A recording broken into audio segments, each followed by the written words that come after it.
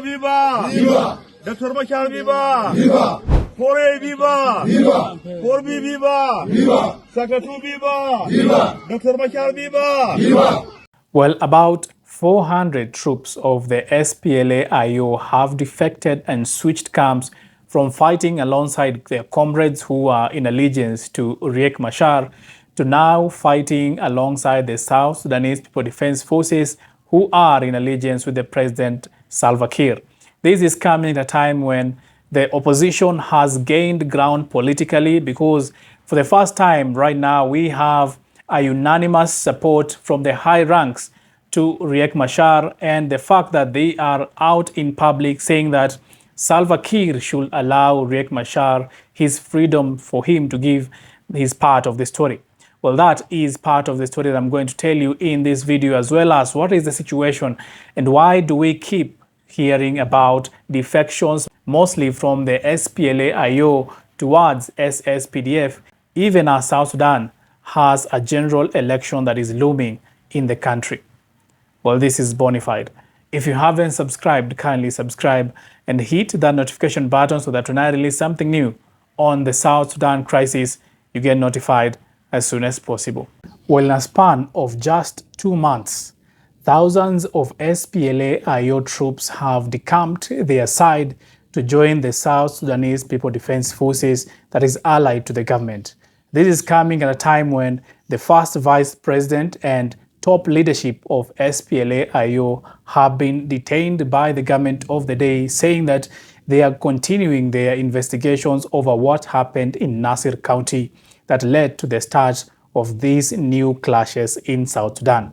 But why is this happening right now, and where did this take place? This recent defection that was led by Major General Jackson Wisely happened in Western Equatorial State in South Sudan, where 400 of the SPLA-IO troops decamped their side to join the South Sudanese People Defense Forces. This is partly because of the ongoing clashes in South Sudan and the fact that there is frustration with the leadership and fragmentation in SPLM-IO. This is also happening because of political calculations ahead of elections. Remember, there were supposed to be elections in South Sudan in 2024, but that did not happen because of reasons that were given by the government of the day. They say that the elections have been postponed indefinitely. Of course, many are saying that these elections could be held in 2025. And perhaps this is also partly why South Sudan is in this kind of a crisis right now. Both parties, if you're talking about the government led by Salva Kiir and the opposition led by Riek Machar, want to have the bigger cake of the national government. But this is proving to be difficult in South Sudan as this crisis is getting prolonged and is getting worse every day because of the lack of coordination between the top leadership in the country. And therefore, many may say that these are political calculations by the government of the day to make sure that it has support, ground support, to enable it to have a term or a mandate that has been given by the South Sudanese people. Of course, the government that will have a lot of people and power will have the hearts and minds of many South Sudanese. It is also important to note that the government of the day has been giving promises of amnesty or integration, and the government and the South Sudanese People Defense Forces has continuously offered these two, the reintegration, amnesty, and rank recognition to defectors. Therefore, it means that if you are a major general in SPLA-IO, when you go to the South Sudanese People Defense Forces, you retain your rank to be a major general now in the South Sudanese People Defense Forces. The government has been making different strategies so that it can choke the opposition. Of course, the government has a lot of resources that cannot be compared to any entity in the country in South Sudan right now, meaning that the government is using these resources against the opposition to get more power.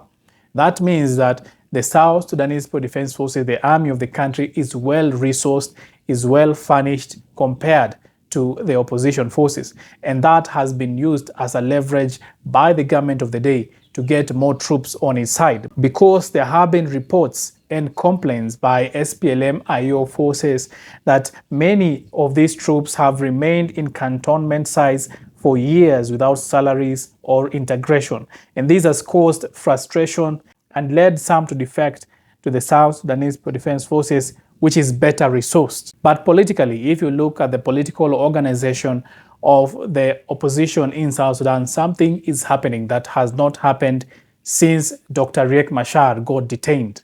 A group of 18 senior members of the Sudan People's Liberation Movement in opposition, SPLA-IO Political Bureau in Juba, issued a statement on Monday disowning an interim leadership faction led by Peace-Building Minister Stephen Parkwall and reaffirmed their allegiance to detained leader Riek Machar. This is a special announcement that has come from the opposition side, and you're talking about very important people in the opposition side that have said we're not going the route that Stephen Parkwall is taking us, and we are forging ahead with the same leader that has gotten us here, Dr. Riek Machar.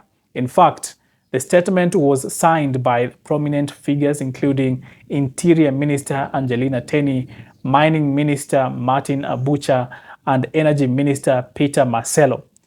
It is important to note that this is the first collective response from Machar's loyalists in nearly 2 months since his arrest on March 26th.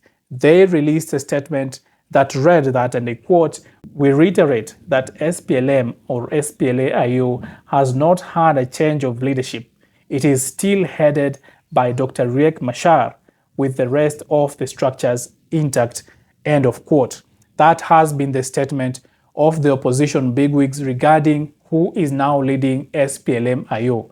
Is it Dr. Riek Machar, the first vice president, or is it Stephen Parkwall? And it seems that the leadership and the bigwigs of the party have said that it is Dr. Riek Machar.